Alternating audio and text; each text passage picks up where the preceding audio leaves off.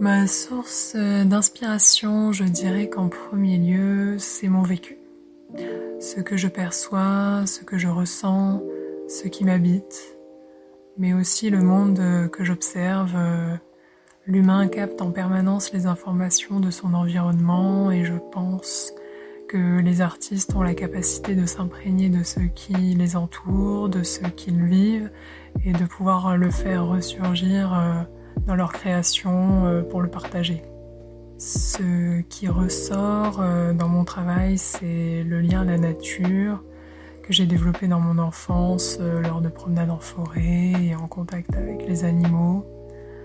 J'aime aussi l'Asie, ses paysages, l'art et l'artisanat qu'ils ont, que je trouve fin, délicat et poétique, en particulier au Japon.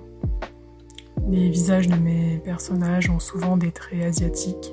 Le modelage du corps est assez récurrent dans mon travail, car le corps a une force qui m'interpelle. Les 3 mots qui définiraient mon art pourraient être sensible, symbolique et simple.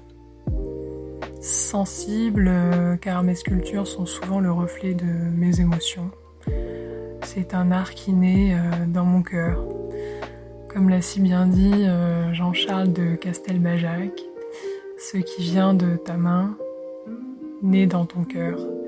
C'est de l'ordre du ressenti, par exemple, quand je pense à une personne, j'en fais un portrait symbolique. Donc symbolique, oui, car chacune de mes sculptures a un sens profond que l'on peut lire dans leur posture, les symboles qui les constituent et les couleurs utilisées, le tout accompagné d'un titre évocateur. Pour moi, le symbolisme est un langage que j'ai étudié en histoire de l'art à travers l'iconologie et que j'ai approfondi par la suite dans mes lectures sur la symbolique des rêves. Simple, parce que je simplifie les traits de mes créations, je ne cherche pas le réalisme mais une vibration. Simplifier les visages permet à la posture entière du personnage d'exister. Il reste ainsi juste ce qui émane de la sculpture, l'émotion qui me traverse quand je la fais. J'ai déjà fait des pièces réalistes, mais ce n'est pas la même chose.